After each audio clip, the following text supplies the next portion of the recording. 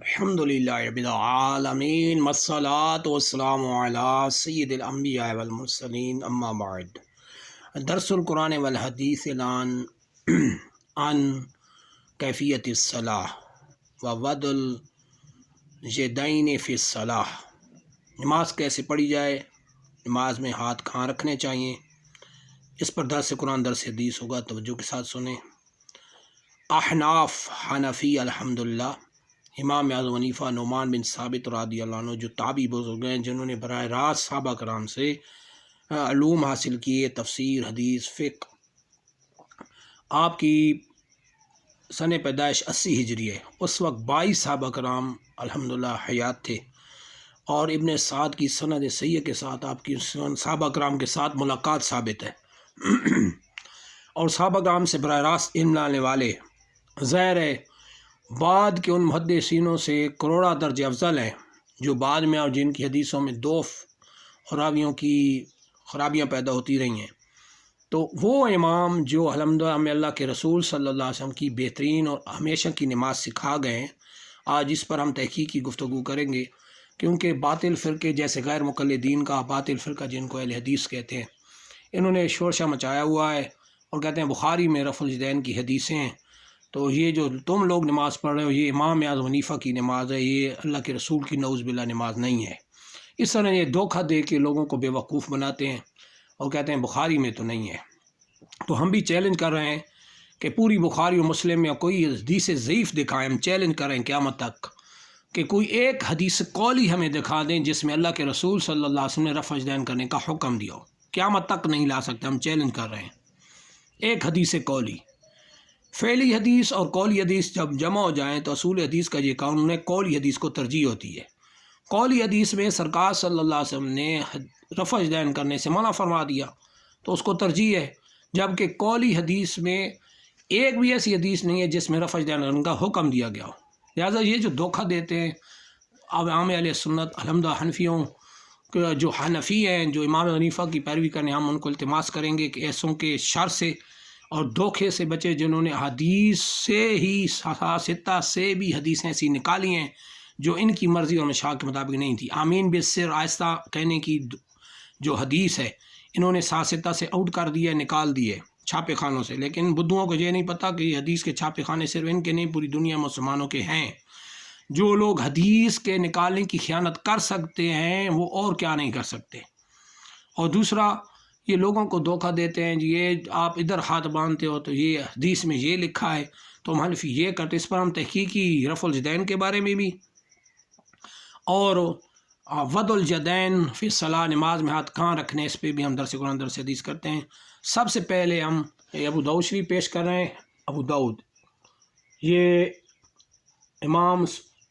سلیمان بن اشعث سجستانی جو ابو داؤد کے نام سے مشہور ہے، ستہ کی کتاب ہے، یہ ستہ کی کتابوں میں سے اس حدیث مبارکہ میں بالکل وہ حدیث بھی موجود ہے جو الحمدللہ حنفیوں کی نماز میں ہاتھ رکھنے والی، ہاتھ کہاں رکھے جائیں، جیسے ہم ناف کے نیچے بائیں ہاتھ کے اوپر دائیں ہاتھ رکھتے ہیں، اس کی حدیث صحیحہ موجود ہے۔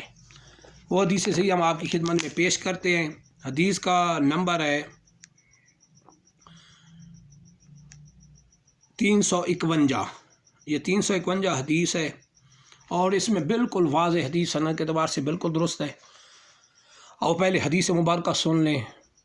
رواہ ابو داؤد سلیمان بن اشعث سجستانی فی سنن، حدیث پاک امام ابو داؤد سلیمان بن اشعث سجستانی نے اپنی سنن میں نقل فرمایا، عن ابی جحیفہ رضی اللہ عنہ ان علی قال، حضرت ابو جحیفہ رضی اللہ عنہ سرت فرماتے ہیں اللہ کے رسول مکرم صلی اللہ علیہ وسلم خلیفہ چہارم حضرت علی رضی اللہ عنہ فرماتے ہیں السنۃ وضع الکف علی الکف فی الصلاۃ تحت السرہ، فرماتے ہیں نماز میں